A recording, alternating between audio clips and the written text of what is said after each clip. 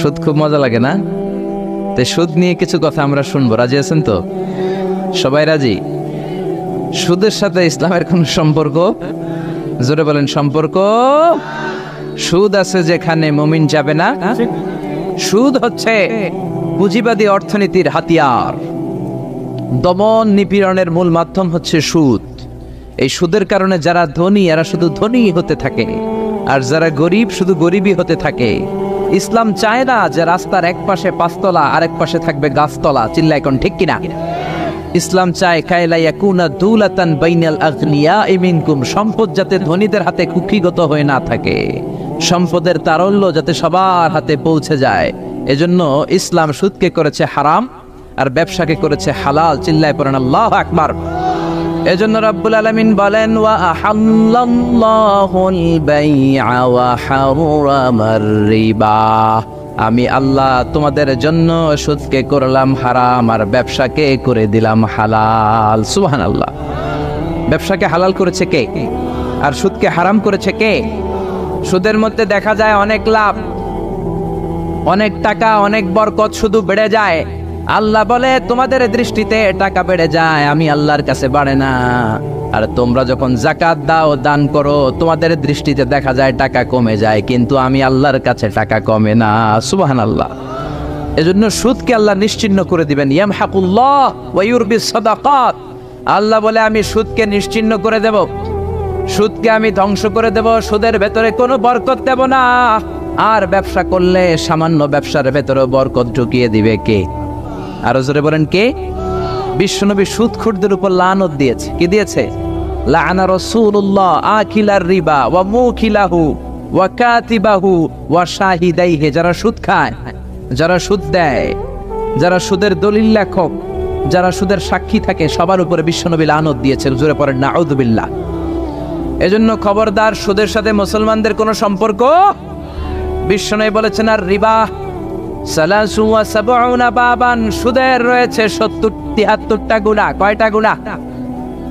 আরো জোরে বলেন কয়টা? সুদের মধ্যে 73টা গুনাহ। আইসারুহা আইয়ান কাহার রাজুল উম্মা, 73টা গুনার মধ্যে সবচাইতে ছোট্ট গুনাহ হলো নিজের মায়ের সাথে জিনা করা। 73টা গুনাহ, আর সবচেয়ে ছোট গুনাহ হচ্ছে আইয়ান কাহার রাজুল উম্মা, ব্যক্তি তার মায়ের সাথে জিনা করবে। এটা যদি সবচেয়ে ছোট্ট গুনাহ হয়, তাহলে বড় গুনার অবস্থা কি? বড় গুনাহটা কি জানার দরকার আছে না নাই? আল্লাহ সেটাও বলে দিলেন, ফাআযানু বিহারবিম মিনাল্লাহি ওয়া রাসূলিহি। সুদের সবচেয়ে ছোট গুনাহ মায়ের সাথে জিনা করা, আর সুদের সবচেয়ে বড় গুনাহ আল্লাহর সাথে যুদ্ধ করা। করবেন নি? পারা যাবে না আল্লাহর সাথে যুদ্ধে? সে আল্লাহ কবে থেকে ক্ষমতায় বসা? এখন তো আল্লাহ বুড়া হয়ে গেছে। হ্যাঁ, আল্লাহর ক্ষমতা কি আগের মতো আছে? জোরে বলেন আছে? এজন্য সুদের সবচেয়ে ছোট গুনাহ মায়ের সাথে জিনা, সবচেয়ে বড় গুনাহ কার সাথে? যুদ্ধ। আরো জোরে বলেন।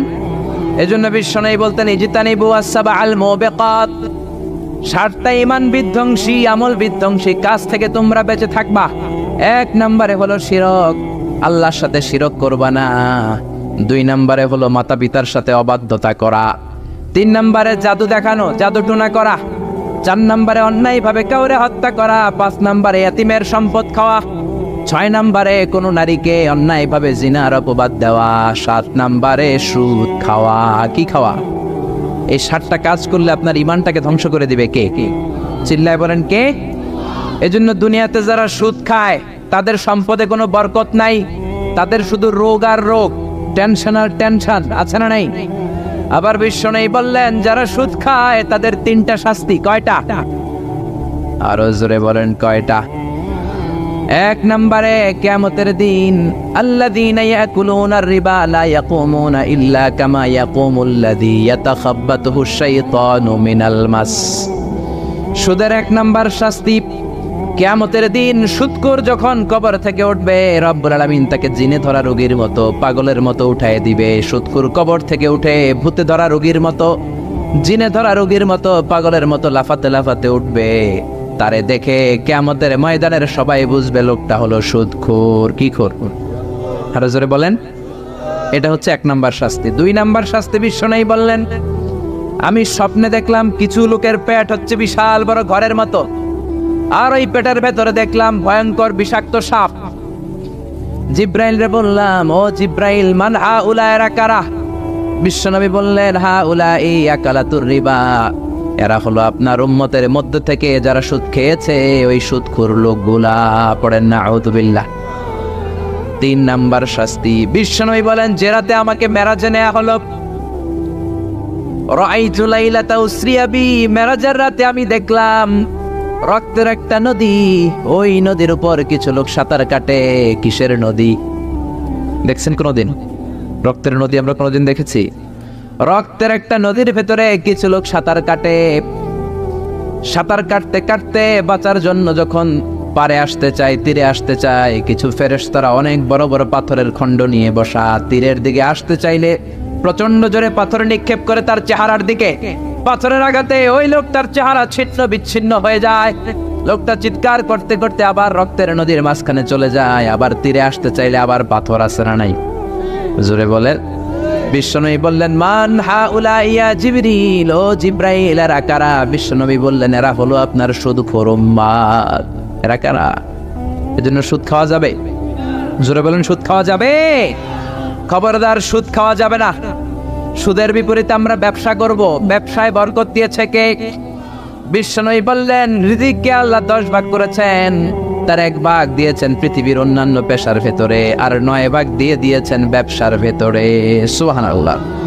রিজিকের 9 ভাগ থাকে ব্যবসার ভেতরে, এজন্য সুদ খাওয়া যাবে না। সুদের সাথে ইসলামের কোনো সম্পর্ক। আমরা ব্যবসা করব। আপনি মুশারাকা সিস্টেমে, মুদারাবা সিস্টেমে, আপনি মুরাবাহা সিস্টেমে ব্যবসা করেন, ওই ব্যবসায় বরকত দিবে কে? জোরে বলেন, কে?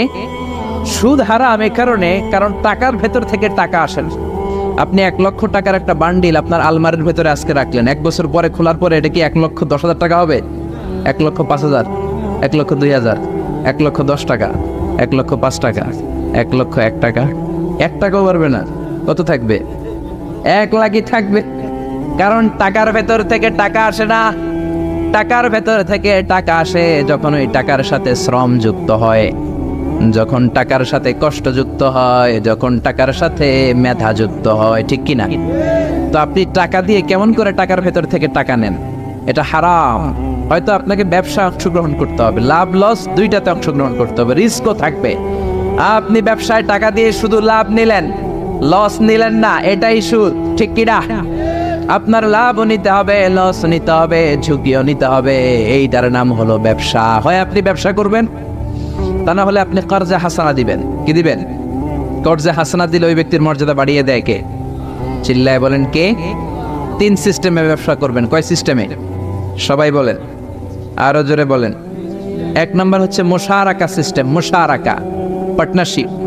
আমি আপনি শেয়ার, 3-4 জন মিলে শেয়ার, আমার টাকা আপনার টাকা, আর দুজনে মিলে ব্যবসা করব। আমার যদি ধরেন 4 লক্ষ টাকা হয়, আপনার যদি 6 লক্ষ টাকা হয়, তাহলে যেই লাভ হবে তার 60% নেবেন আপনি, 40% নেব আমি। লসও যদি হয় 60% আপনার উপর, 40% আমার উপর। এই ব্যবসাকে বৈধ করেছে কে? আরো জোরে বলেন না। 2 নম্বরে হচ্ছে আল মুদারাবা। মুদারাবা অবৈধ। মুদারাবা মানে হচ্ছে আপনার টাকা আমার শ্রম। আল্লাহ আমারে কোনো টাকা দেয় না, আমি মিসকিন, আমি ফকির, আমি দেব শ্রম, আপনি দিবেন টাকা। কত পার্সেন্ট লাভ হলে কে কতটা নিব এটা আমরা ভাগ করে নিব। কিন্তু লস হলে আমার কোনো লস নাই, কারণ আমার শ্রম আপনার টাকা, আমি যে খাটছি এটাই তো আমার লস। ঠিক কিনা? কথা বলেন। আর টাকা যেহেতু আপনার, পুরো লস নেবেন আপনি।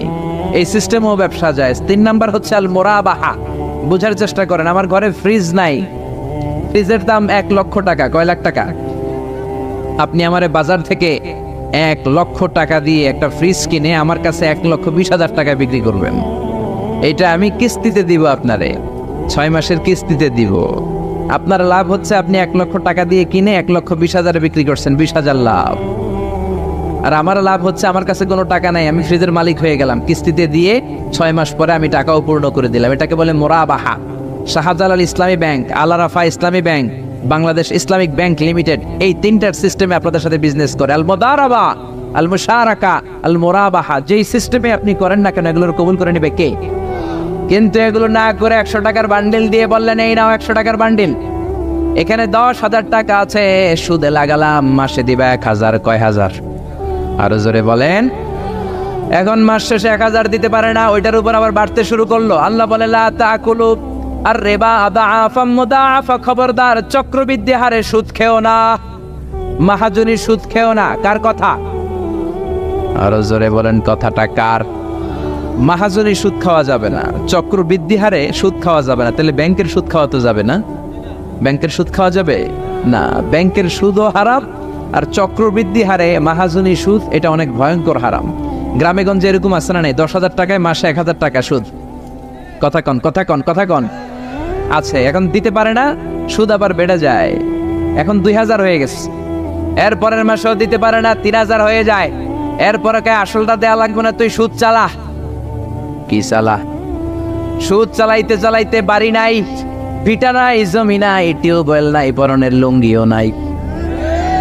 আছে না নাই? এটার বলে মহাজনী সুদ, এটার বলে চক্রবৃদ্ধি হারে সুদ। এই সুদ খাওয়া যাবে না। এজন্য সুদ আপনি খেলে এই সুদের এই সম্পদের ভেতরে কোনো বরকত নাই, এটাকে ধ্বংস করে দিবে কে? চিল্লায় বলেন কে? এজন্য আপনি ব্যবসা করবেন। আল্লাহ বললেন হাল্লাল্লাহুল বাইআ ওয়া হারামার রিবা, আমি আল্লাহ ব্যবসাকে তোমাদের জন্য হালাল করলাম, সুদকে করলাম হারাম। এখন আমরা সুদ খাবো না ব্যবসা করব? জোরে বলেন, সুদ না ব্যবসা? ব্যবসার সিস্টেম হচ্ছে আপনাকে লাভ লস দুইটাতে অংশগ্রহণ করতে হবে। আপনি যদি বলেন না আমি শুধু লাভ নিব লস নিব না, এটা ব্যবসা হবে? এটা সুদ হবে। এটা কি হবে? চিল্লায় বলেন কি হবে? এরপর ইসলাম বলে লা মাইসার, কোনো জুয়া চুরি থাকবে না। বিজনেসের মধ্যে জুয়া চুরি নাই, মানে লটারি নাই। কিন্তু বাংলাদেশের লটারি সিস্টেম আছে না নাই? 10 টাকায় 40 লক্ষ টাকা আছে না নাই? এটা সরাসরি জুয়া চুরি, এটার সাথে ইসলামের কোনো সম্পর্ক। এর কারণ হচ্ছে আমরা 10 টাকা দিয়ে লটারি কিনি, পাই এরকম একটা কাগজ, এই লটারির একটা নাম্বার থাকে এখানে, ঠিক কিনা? আর লেখা আছে 10 টাকায় প্রথম পুরস্কার 40 লক্ষ টাকা। লক্ষ লক্ষ মানুষ 10 টাকা দিয়ে এটা কিনে। কেনার পর যেদিন ড্র হবে, রাফেল ড্র, একজন পায় 40 লাখ, আরেকজন পায় 30 লাখ, আরেকজন পায় 20 লাখ, আরেকজন 10 লাখ, পঞ্চম পুরস্কার পায় 1 লাখ, আর লক্ষ লক্ষ মানুষ এই কাগজ পানিতে ভিজায় খায়। চিল্লায় কোন ঠিক কিনা? এটার নাম হচ্ছে জুয়া চুরি, এটা জায়েজ নাই। কিন্তু এই লটারির কাগজের সাথে যদি আপনার একটা কলম দিয়ে দেয়, এটাকে জায়েজ করার সিস্টেম আছে। এই 10 টাকার লটারির, যখন আপনি লটারিটা কিনবেন, আপনাকে যদি একটা কলম দিয়ে দেয়, তাহলে কেমন যেন আপনি 10 টাকা দিয়ে একটা কলম কিনলেন। এটা ব্যবসা, এটা হচ্ছে ব্যবসার সুরা, এটা জায়েজ আছে না নাই? তার মানে লক্ষ লক্ষ মানুষ যখন লটারি কিনলো, সাথে পেলে একটা কলম। এরপরে ড্র হওয়ার পরে একজন পাবে 40 লাখ, আরেকজন 30 লাখ, একজন 20 লাখ, আরেকজন 10 লাখ, আর লক্ষ লক্ষ সবাই পাইছে একটা করে কলম। তার মানে আমরা সবাই কিছু না কিছু পাইছি। চিল্লায় কোন ঠিক কিনা? এই সিস্টেমে যদি করেন তাহলে এটারে বৈধ করে দিবে কে? জোরে বলেন কে? এরপরে ইসলাম বলেন নো আনসার্টেইনটি, কোন ব্যবসার মধ্যে আনসার্টেইনটি থাকতে পারবে না, সুনিশ্চিত হতে হবে সবকিছু। লা দারারা ওয়ালা দারার ওয়ালা গারারা ফিল বাই, বেচা কিনার মধ্যে কোনো ধোঁকাবাজি থাকতে পারবে না, অনিশ্চয়তা থাকতে পারবে না। অনেকে উড়ন্ত কবুতর বিক্রি করে, আছে না নাই? কবুতর যারা পালেন, 10টা কবুতর আছে আপনার, আপনি দেখবেন সারাদিন কবুতর আকাশে উড়ার পরে বিকালে আবার বাসায় চলে আস। আপনি বললেন এই যে 10টা কবুতর আকাশে উড়ে, এই 10টা কবুতর আপনার বিক্রি করে দিলাম, এক একটা 100 টাকা করে, 10টায় কত হয়? 1000 টাকা বিক্রি করে দিয়েছেন। এই বিক্রি শরীয়ত সম্মত হয় না। এর কারণ প্রতিদিন কবুতরগুলো বিকেলবেলা উড়ার পরে সন্ধ্যাবেলায় ফিরে, আজকে বিকেলে নাও ফিরতে পারে। যেরকম ঠিক কিনা? আজকে 10টা কবুতর যদি অন্যদিকে চলে যায়, 1000 টাকা নিয়ে কিলাকিলি আছে না নাই? ইসলাম বলে কিলাকিলির কোনো সুযোগ নাই। কবুতরগুলো নামবে, 10টারে তুমি ধরবা, টপস করবা, তার হাতে হ্যান্ড ওভার করবা, তারপরে বিক্রি করবা। এটারে জায়েজ করে দিবে কে? এরপরে পুকুরের মধ্যে মাছ থাকা অবস্থায় কেনা বেচা জায়েজ নাই। এরকম কেনা বেচা বাংলাদেশে আছে না নাই?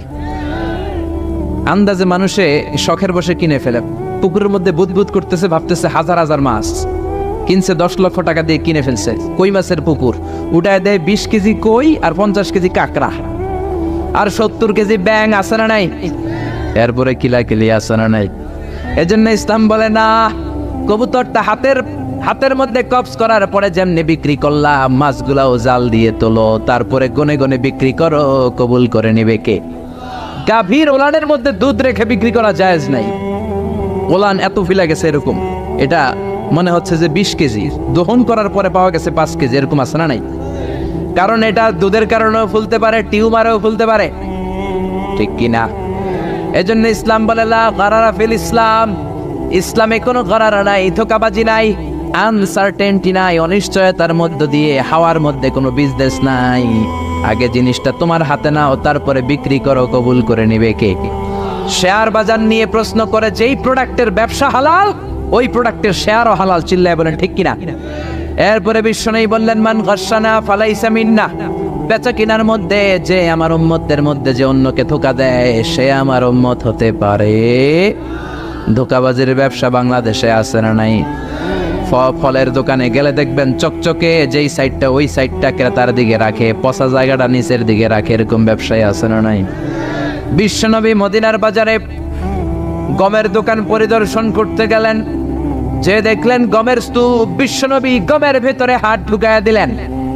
উপরে দেখা যায় শুকনা গম, ভিতরে দেখা যায় ভিজা গম। বিশ্বনবী বললেন মান গাশশানা ফালাইসা মিন্না, যে আমাদেরকে ধোঁকা দেয় সে আমাদের উম্মত নয়। The person who deceives us is not among us, যে আমাদেরকে ধোঁকা দেয় সে আমাদের উম্মত হতে পারে, চিল্লায় বলেন উম্মত হতে পারে।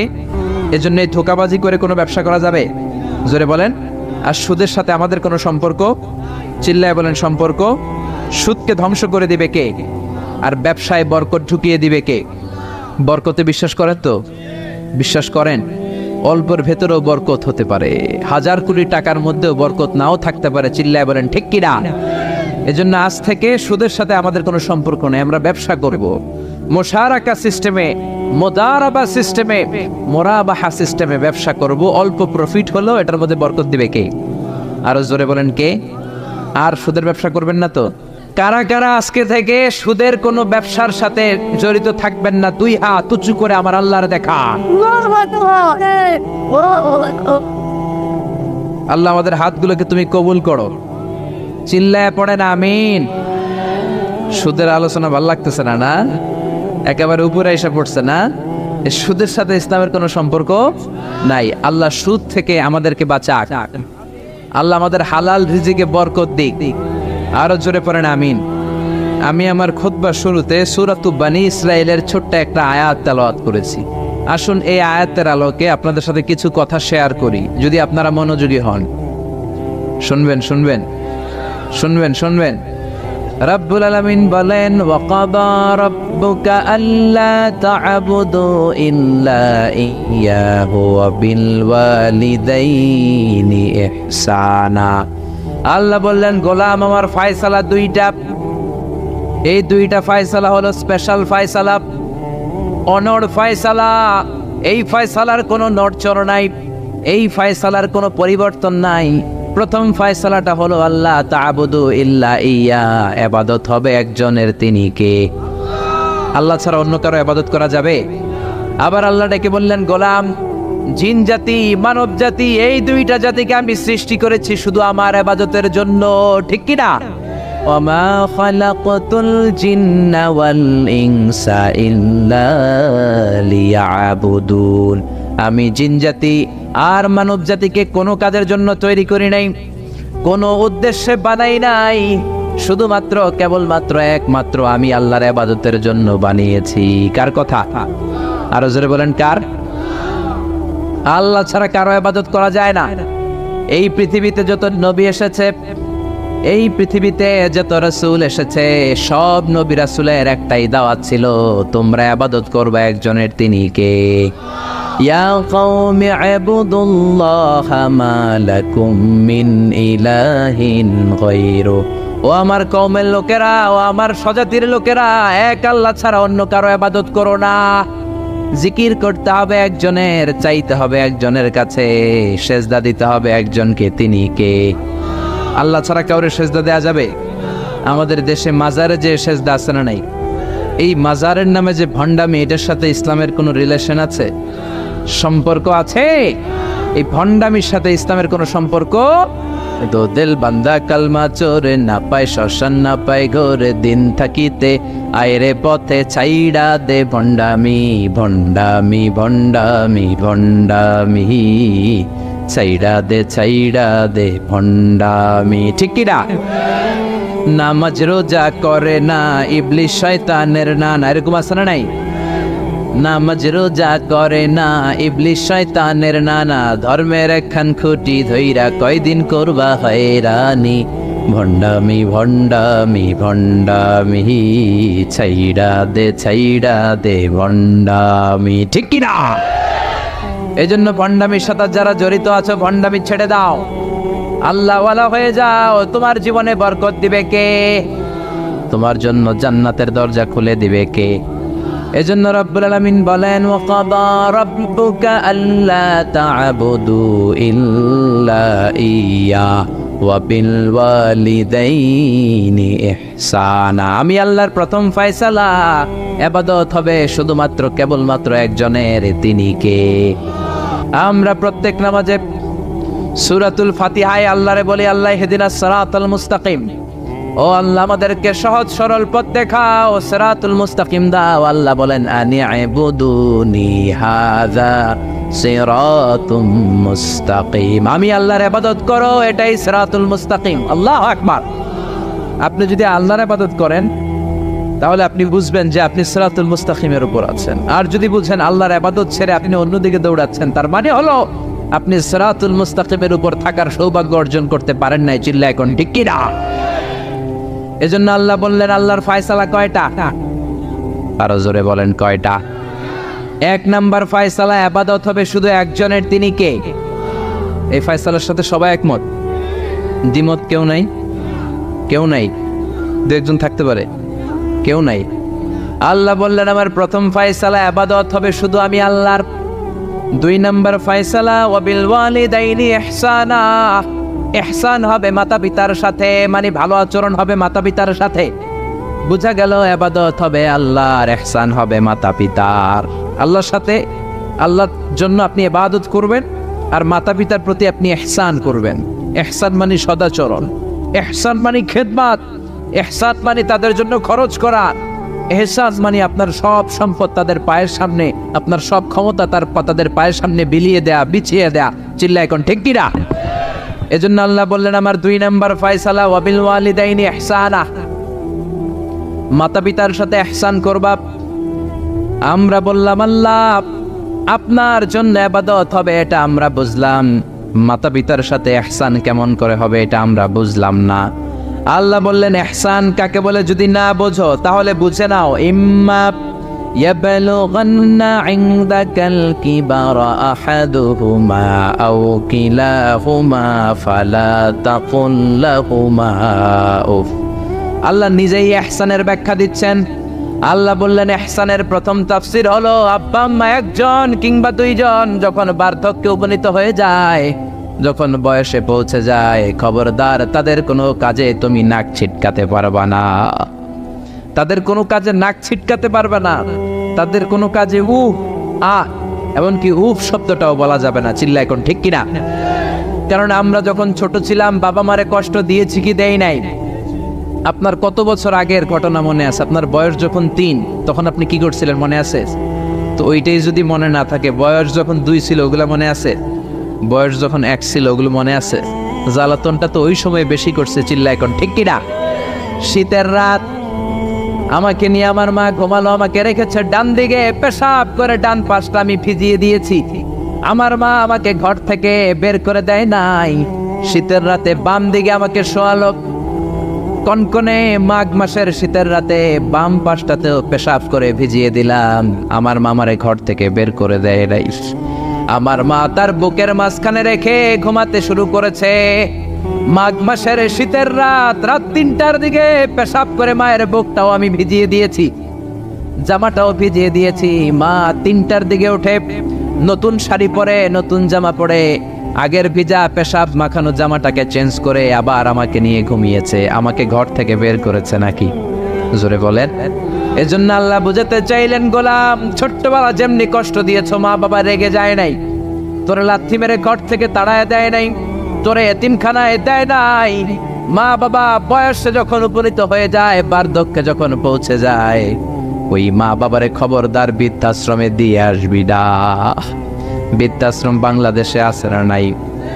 ছেলে আমার মস্ত মানুষ, মস্ত অফিসার, মস্ত ফ্ল্যাটে যায় না দেখা এ পারে ও পার, নানান রকম জিনিস আর আসবাব দামি দামি, সবচেয়ে কম দামি ছিলাম একে মাত্র আমি।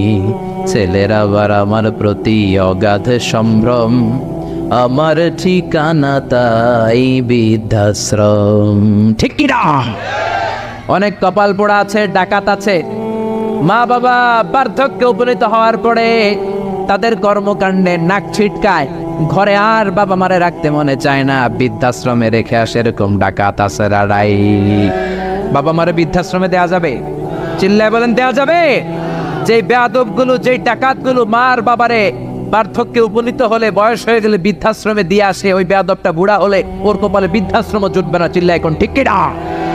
ভাঙ্গা থালা হাতে নিয়ে তুই ভিক্ষা করে খাবি। চিল্লায় এখন ঠিক কিনা? আল্লাহ বললেন আমার 2 নম্বর ফয়সালা, ওয়াবিল ওয়ালিদাইনি ইহসানা, মাতা পিতার সাথে ইহসান করবা। ইহসানের প্রথম ব্যাখ্যা, ইম্মা ইয়াবলুগান্না ইনদাকাল কিবারা আহাদুহুমা আও কিলাহুমা ফালা তাকুল লাহুমা উফ। মা বাবার একজন কিংবা 2 জন যদি বার্ধক্যে উপনীত হয়ে যায়, খবরদার মা বাবারে বৃদ্ধাশ্রমে দিও না। মা বাবা পেশাব করে দিতে পারে, পায়খানা করে দিতে পারে, তোমাকে যেমনি পরিষ্কার করে আদর যত্ন করেছে তুমিও পরিষ্কার করবা, মা বাবার খেদমত করবা, তোমার জীবনটারে উজালা করে দিবে কে? আল্লাহ বললেন ইহসানের 2 নাম্বার ব্যাখ্যা, ওয়ালা তানহারহুমা, মা বাবারে ধমক দিও না। অনেক বেয়াদব ছেলে মেয়ে আছে, মা বাবার সাথে ঝিড়কি দিয়ে কথা বলে, ধমক দিয়ে কথা বলে, এলাকার লোকদের সাথে যখন কথা বলে ভদ্র ভাষায় কথা বলে, ঘরে ঢুকলে মায়েরে গালি দেয়, আছে না নাই? বাবারে ডাকে বুড়া, মারে ডাকে বুড়ি, আছে না নাই? তুমি কেমন করে মায়েরে বুড়ি ডাকো, বাবারে বুড়া ডাকো? তোমার বাপ মা তো বুড়া হয়েছে তোমার কারণে। তোমারে মানুষ করতে যে তোমার মা বাবা তাদের জীবন যৌবন হারিয়েছে, তোমারে মানুষের মতো মানুষ করতে যে তারা তাদের জমি হারিয়েছে, তোমারে বিদেশ পাঠাতে যে তারা তাদের ভিটেমাটি হারা হয়েছে। যেই বাবা মা তোমার জন্য সব কিছু ছেড়েছে, খবরদার ফালা তানহারহুমা, ওই বাবা মারে ধমক দিবা না। কার কথা? চিল্লায় বলেন কার? এরপর আল্লাহ বললেন ওয়ালা তানহারহুমা ওয়া কুল লাহুমা কওলান কারীমা, তাদেরকে ধমক দিবা না, বরং তাদের সাথে ভালো আচরণ করবা, কোমল ভাষায় কথা বলবা। যত ভদ্রতা তুমি জানো, যত কার্টিসি তুমি জানো, যত সফটনেস তোমার জানা আছে, যত ভদ্রতা তুমি শিখেছো, সব ভদ্রতা তুমি ইউজ করবা তোমার মা বাবার সাথে। যত কোমল ভাষা তুমি জানো, যত শুদ্ধ কথা তুমি জানো, সব তোমার মা বাবার জন্য তুমি ইউজ করবা। চিল্লায় এখন ঠিক কিনা? এরপরে রব্বুল আলামিন বললেন ওয়াখফিদ লাহুমা জানাহায যুল্লি মিনার রাহমাতি ওয়া কুর রাব্বিরহামহুমা কামা রাব্বায়ানি সাগীরা, তাদের জন্য রহমতের ডানা বিছিয়ে দাও। তোমার যত ক্ষমতা আছে মা বাবার পায়ের সামনে ঢেলে দাও, যত অর্থ আছে তাদেরকে তুমি বিলিয়ে দাও। আর বাবা মা 1 জন কিংবা 2 জন যদি দুনিয়া ছেড়ে বিদায় নেয়, তাদের কবরের সামনে দাঁড়িয়ে চোখের পানি ছেড়ে পড়তে আরম্ভ করে দাও, রব্বিরহামহুমা কামা রাব্বায়ানি সাগীরা ওয়া কুর রাব্বিরহামহুমা কামা রাব্বায়ানি সাগীরা। ও আল্লাহ, ছোট্টবেলা বাবা মা যেমনি আমার আদর দিয়ে সোহাগ দিয়ে কাছে টেনে নিয়েছে, কিয়ামতের দিন কবরের ভেতরে তুমিও আমার বাবা মারে আদর করে কাছে টেনে নিও। পড়ে না আমিন? চিল্লায় পড়ে না আমিন? এজন্য ইবাদত হবে একজনের, তিনি কে? আর ইহসান হবে কার সাথে? এজন্য মা বাবার দোয়ার দরকার আছে না নাই? পৃথিবীর যত আল্লাহর ওলি আছে, যত পীর সাহেব আছে, সবাই এই পুরো কোরআন খতম করে যদি একটা গ্লাসের পানির মধ্যে ফু দেয়, আর আপনার আম্মা শুধু বিসমিল্লাহ বলে আরেকটা গ্লাসের পানির ভেতরে ফু দেয়, আল্লাহর কসম আপনার মায়ের দোয়াটা আগে কবুল হয়ে যাবে। এজন্য মা বাবার খেদমত করেন। আপনার বড় পীর সাহেব হলো আপনার বাবা, আপনার বড় পীর সাহেব হলো আপনার মা। দুনিয়ার সবাই দোয়া করলে ওই দোয়া মিস হয়ে যেতে পারে, মা বাবা দোয়া করলে মিস হবে নাকি? হবে? অনেক ডাকাইত আছে দেখবেন মাজারের উপরে মশারি দেয়, আছে না নাই? খুঁজে দেখবেন ওর বাপেরে মশাই কামড়ায়, ওর মায়েরে মশাই কামড়ায়, আর ও বাবার দরবারে যে মাজারে মশারি দিয়ে আসছে, এরকম ডাকাইত আছে না নাই? এজন্য খবরদার, মা বাবার সাথে ইহসান করো। বিশ্বনবী মসজিদে নববীতে মিম্বারের এক তলার মধ্যে পা রাখলেন, আওয়াজ করে বললেন আমিন। দ্বিতীয় তলার ভেতরে পা রাখলেন, আওয়াজ করে বললেন আমিন। তৃতীয় স্টেপে পা রেখে বিশ্বনবী পড়লেন আমিন। সাহাবারা বললেন নবী 3 বার আমিন বললেন, কেন বললেন বুঝলাম না। বিশ্বনবী বললেন প্রথম স্টেপে যখন পা রাখলাম, জিব্রাইল এসে বলল রমজান মাস পাওয়ার পরে রোজা রেখে ইবাদত করে যেই বান্দা গুনাহ মাফ করতে পারে নাই তার উপরে আল্লাহর লানত। আমি বিশ্বনবী পড়লাম আমিন। দ্বিতীয় স্টেপে পা রাখলাম, জিব্রাইল বলল মাতা পিতা পাওয়ার পরে যারা মাতা পিতার খেদমত করে নিজের জীবনের গুনাহ ঝরাতে পারে নাই, জান্নাত কামাতে পারে নাই, তাদের উপরও আল্লাহর লানত। আমি বিশ্বনবী বললাম আমিন। 3 নাম্বার স্টেপে বিশ্বনবী বললেন আমার নাম শোনার পরে আমার যে উম্মত আমার উপর দরুদ পড়ল না তাদের উপর আল্লাহর লানত। আমি বললাম আমিন। পড়েন সাল্লাল্লাহু আলাইহি ওয়াসাল্লাম, চিৎকার করে পড়েন সাল্লাল্লাহু। এজন্য মাতা পিতার খেদমতের দরকার আছে না নাই? গোটা বিশ্বটা একদিকে, মায়ের দোয়া আরেকদিকে। চিল্লায় বলেন ঠিক কিনা? আপনি বুলেট মারলে বুলেট মিস হতে পারে, ড্রোন হামলা করলে মিস হতে পারে, মায়ের দোয়া মিস হবে? জোরে বলেন মিস হবে? এক সাহাবী বলল নবী আইয়ুল আমালে আফদাল, সবচেয়ে সেরা আমল কোনটা?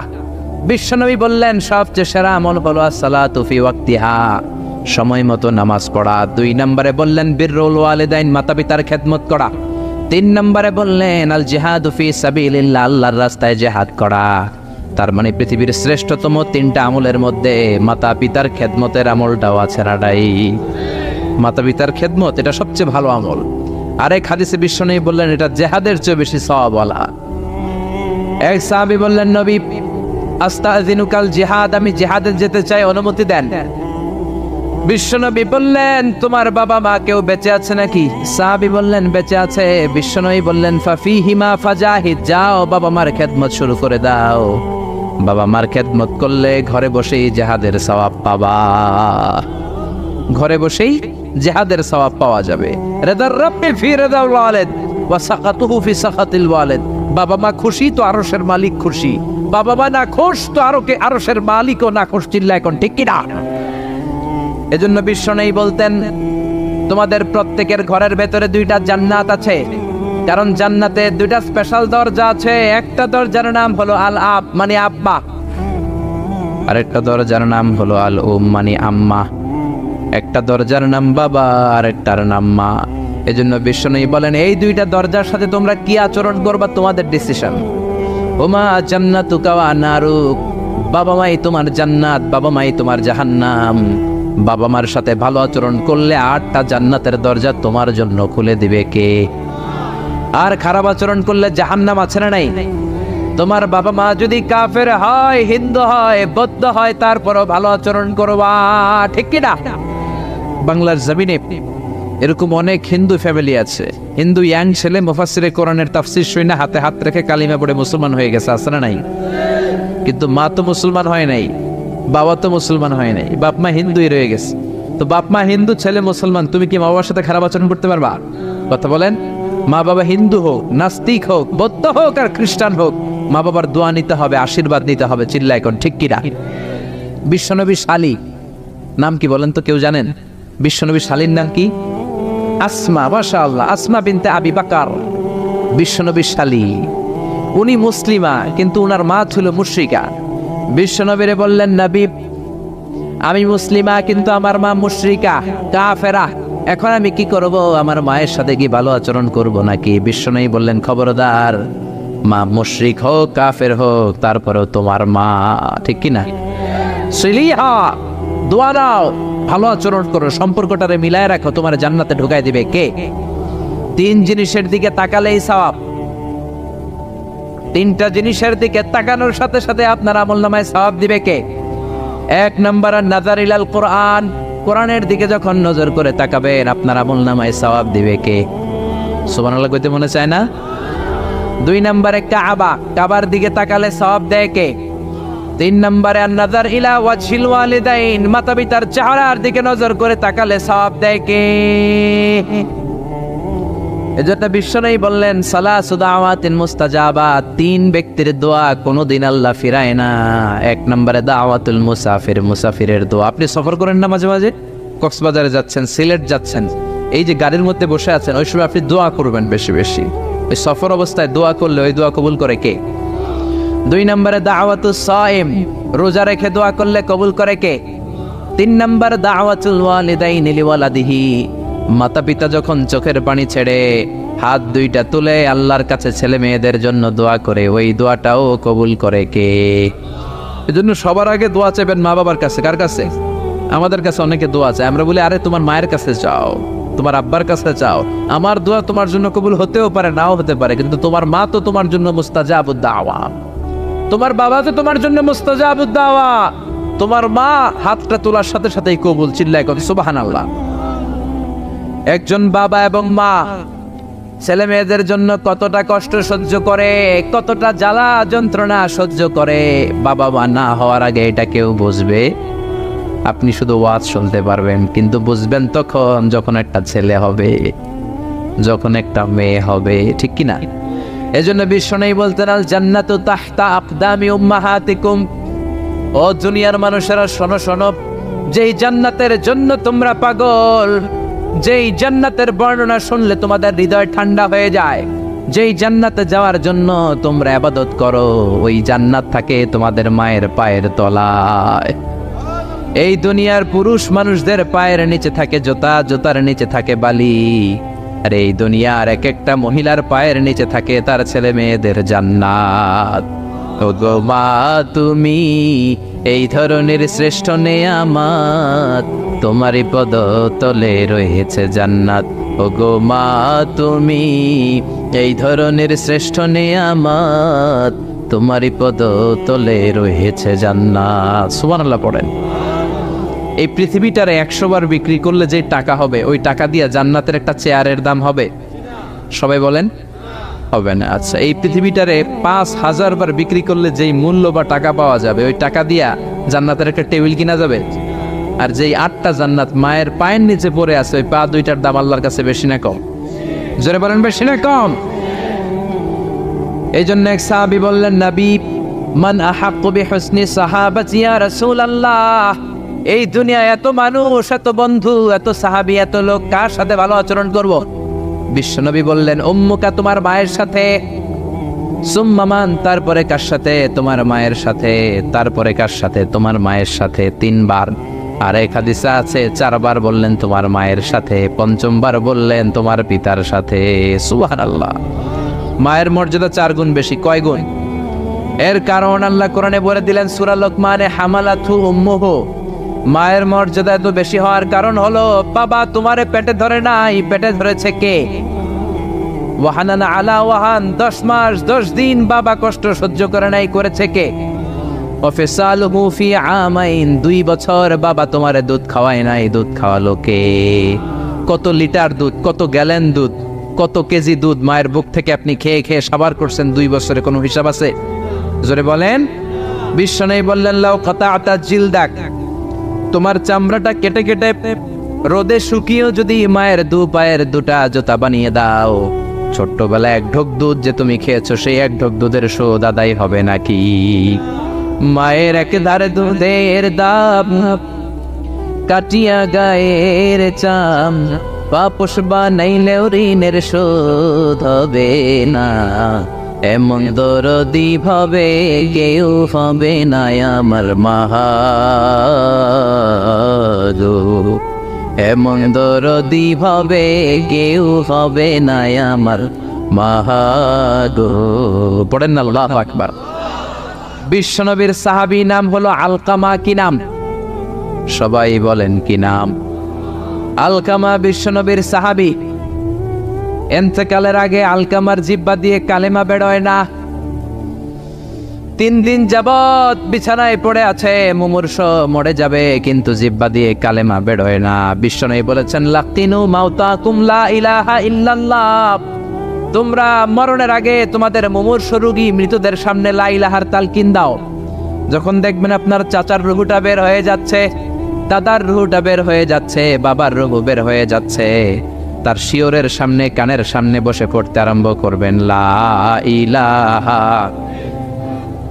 লা ইলাহা ইল্লাল্লাহু মুহাম্মাদুর রাসূলুল্লাহ সাল্লাল্লাহু।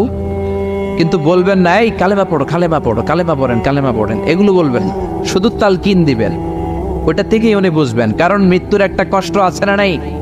মৃত্যুর যন্ত্রণায় সে অস্থির, আপনি জোরাজুরি করতেছেন কালেমা পড়, সে যদি বলে না পড়বো না, ঝামেলা আছে না নাই? এজন্য কানের সামনে শুধু তালকিন দিবেন।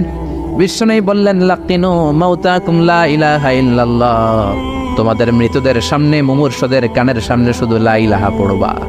ওনার বিবি, ওনার আত্মীয়রা আলকামা নামক সাহাবীর কানের সামনে লা ইলাহা পড়ে 3 দিন ধরে কালেমা বের হয় না। কখন যেন মরে যায়, বিশ্বনবীর কাছে পাঠানো হলো। বিশ্বনবী সুহাইব আর বেলাল 2 জন সাহাবীকে পাঠালেন, তারা যেও কালেমার তালকিন দিল, কিন্তু মুখ দিয়ে কালেমা বের হয় না। বিশ্বনবী আলকামার বিবিরে ডেকে পাঠালো, ও বিবি, আলকামার বিবি, তোমার স্বামী কেমন ছিল? বলে, আমার স্বামী অনেক বড় আল্লাহর ওলি ছিল, নামাজ ছাড়তো না, তেলাওয়াত ছাড়তো না, জিকির ছাড়তো না। বিশ্বনবী বললেন, আলকামার বাবা মা কেউ বেঁচে আছে নাকি?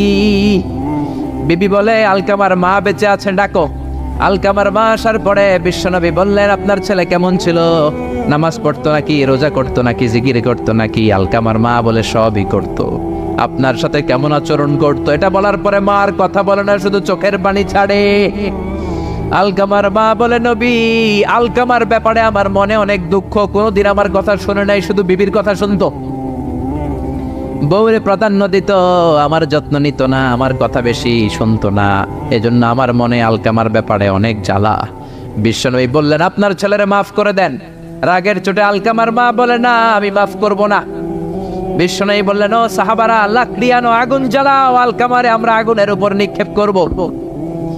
আগুন জ্বালানো হলো, সব সাহাবারা আলকামাকে ধরে আগুনের মধ্যে ফেলবে। ইন দ্য মিন টাইম দুঃখিনী মা বিশ্বনবীর পায়ের সামনে এসে বলে, ও নবী, আমার কলিজার টুকরাটারে আগুনে ফেলবেন না। ও নবী, আমার মনে আর কোনো জ্বালা নাই, আমার মনে আর কোনো দুঃখ নাই, আলকামা তো আমার নার ছেড়া ধন। 10 মাস 10 দিন আমার পেটে ছিল, আমার দেহ থেকে নিউট্রিশন নিয়ে, খাদ্য পুষ্টি নিয়ে আলকামা বড় হয়েছে। বেয়াদবি করেছে, কি হয়েছে? আমি আলকামারে মাফ করে দিলাম গো নবী। আলকামার মা, আলকামার শিওরের সামনে দাঁড়িয়ে যখন মাফ করার ঘোষণা দিয়েছে, বিশ্বনবী সাক্ষী, সাহাবারা দাঁড়িয়ে আছে। আলকামা চিৎকার করে পড়তে আরম্ভ করলো, লা ইলাহা ইল্লাল্লাহু মুহাম্মাদুর রাসূলুল্লাহ সাল্লাল্লাহু আলাইহি ওয়াসাল্লাম। আল কালিমা তাইয়্যিবা চিৎকার করে পড়ার সাথে সাথে তার রূহ কবজ হয়ে গেল। চিল্লায় পড়েন, আল্লাহু আকবার। এজন্য মায়ের দোয়া বড় দোয়া, বাবার দোয়া বড় দোয়া। মা বাবা দোয়া করলেও কবুল, বদদোয়া করলেও কবুল। মা বাবার শুধু যদি দোয়াটাই কবুল হতো তাহলে টেনশন নাই, দোয়া করে না তো কি হয়েছে। কিন্তু বদদোয়া করলেও কবুল করে নেয় কে? দোয়া করলেও কবুল, বদদোয়া করলেও। সৈয়দনা ইব্রাহিম আলাইহিস সালাম সৈয়দনা ইসমাঈল আর হাজরাকে, আরবিতে নাম হলো হাজার, রেখে গেলেন মক্কায়। ওনার বিবি হাজরা ইন্তেকাল করলো, ছোট্ট দুধের শিশু, ওনার পায়ের ধাক্কায় জামজামের পানি বের হলো, বড় হতে লাগলেন। শৈশব পেরিয়ে কৈশোর, কৈশোর পেরিয়ে যৌবন, তাগড়া যুবক। তখন জুরহুম নামক একটা কওমের একটা মেয়েকে তিনি বিয়ে করলেন। বিয়ে করে সুখের সংসার শুরু করলেন আল্লাহর আদেশে। অনেক পরে সৈয়দনা ইব্রাহিম তার কলিজার টুকরা ইসমাইলের বাড়িতে বেড়াতে গেল। কার বাড়িতে? কে গেল বেড়াতে? সৈয়দনা ইব্রাহিম বেড়াতে গেলেন। যাওয়ার পরে দেখে সৈয়দনা ইসমাইল ঘরে নাই। দরজার বাইরে থেকে সালাম দিলেন, আসসালামু আলাইকুম।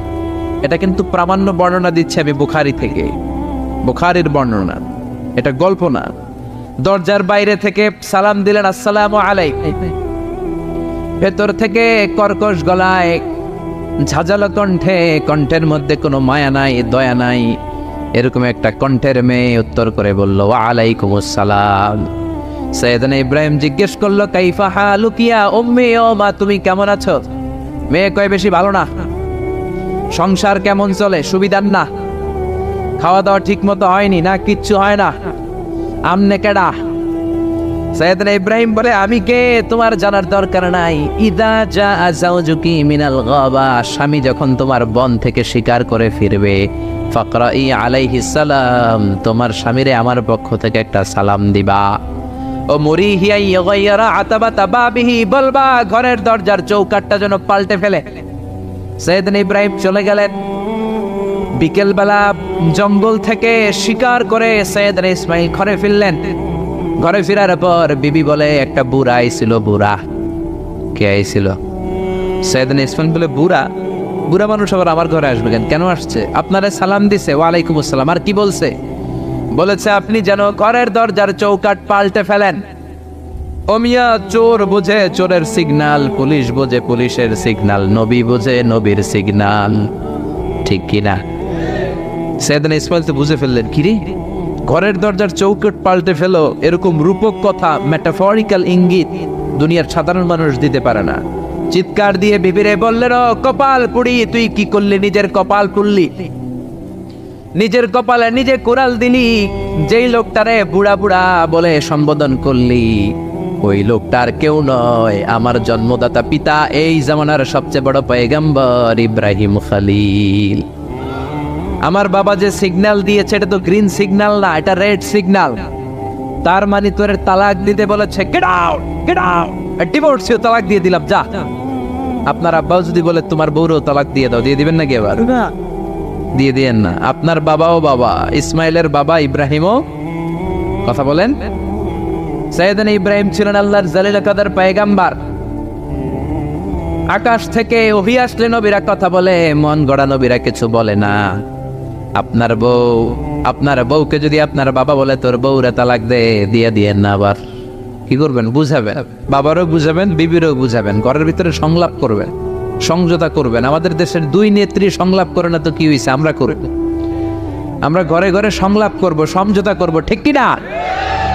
মিলায়ে দিবেন, মিলায়ে দিলে বরকত আছে না নাই? কেউ ঝগড়া লাগলে মিলাবেন, মারামারি লাগলে মিলাবেন, কেউ যদি আরেকজনরে মারতে যায়, উদ্ধত হয়, মিলায়ে দিবেন। যারা মিলায়ে দেয় তাদের মর্যাদা বাড়ায় দেয় কে? কিন্তু সমাজের কিছু দুষ্ট চরিত্রের লোক আছে, দুইজন যদি মারামারি লাগে আরো লাগায়া দেয়, আছে না নাই? আগুন লাগলে আপনারা কি ডালেন? অনেকে তেল ডালে, আছে না নাই? এখন আগুন লাগলে কি তেল ডালবেন না পানি ডালবেন? মিলায়ে দিবেন। বউরেও বুঝাবেন, বাবারও বুঝাবেন, দুইজন রে বুঝায় আস্তে ধীরে আগাবেন। তালাক তো অনেক পরের কথা। ইসলামের দেয়া অনুশাসন যদি আমরা মেনে চলি, কোনোভাবেই তালাক হবে না। স্বামীকে আল্লাহ কিছু দায় দায়িত্ব দিয়েছেন, স্ত্রীকে আল্লাহ কিছু দায় দায়িত্ব দিয়েছেন। এই দুইটা দায়িত্ব যে কত গুরু দায়িত্ব, গোটা বিশ্বব্যাপী এই দায়িত্বের মধ্য দিয়ে বিশ্বটা চলে। পৃথিবীর প্রথম স্বামী ছিলেন সাইয়েদনা আদম, পৃথিবীর প্রথম বউ ছিল হাওয়া। সেখান থেকে স্বামী স্ত্রীর এই জীবন আছে না নাই? স্বামী আর স্ত্রী বানায় যেজন মিস্ত্রি, সে বড় আজব কারিগর, ঠিক কিনা? স্বামী আর স্ত্রী বানায় যেজন মিস্ত্রি, সে বড় জটিল কারিগর। এজন্য এই সম্পর্কটা বড় ভয়ঙ্কর সম্পর্ক, এটাকে মিলিয়ে রাখতে হবে। তালাকের সিস্টেম হচ্ছে, প্রথমে আপনি ফাইদুহুন্না, কোরআন বলে আপনি প্রথমে স্ত্রীকে ওয়াজ করবেন। ঝগড়া হলে কি করবেন? ঘরে ওয়াজ নাই, আছে মারামারি আর কিলাগিলি। ওয়াজ করবেন, ওয়াজেও কাজ হচ্ছে না, বুঝানোর চেষ্টা করবেন, বুঝে না। এরপর আল্লাহ বললেন, ওয়াহজুরুহুন্না ফিল মাদাজি', বিছানা আলাদা করে দাও, তুমি এক রুমে ঘুমাবা, তোমার বিবিরে দিবা আরেক রুম। কিছুদিন বিচ্ছেদ চললে ওই বিবির অন্তরে ভালোবাসা তৈরি করে দিবে কে? সুবহানাল্লাহ পড়েন। এখন ওয়াজ করলেন, বুঝাইলেন, বুঝে না।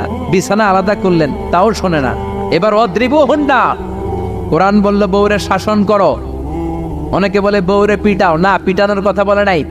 ওয়াদরিবুহুন্না মানে তাদেরকে শাসাও, শাসন করো। মুফাসসিররা এটার তাফসীর করতে যে হয়রান হয়েছে যে কি দিয়া পিটাবে। কোন মুফাসসির কয় খেজুরের ছোট্ট ডালা দিয়ে এরকম বাড়ি মারবে, আর বলবে ভালো কথা কই হনস না কেন।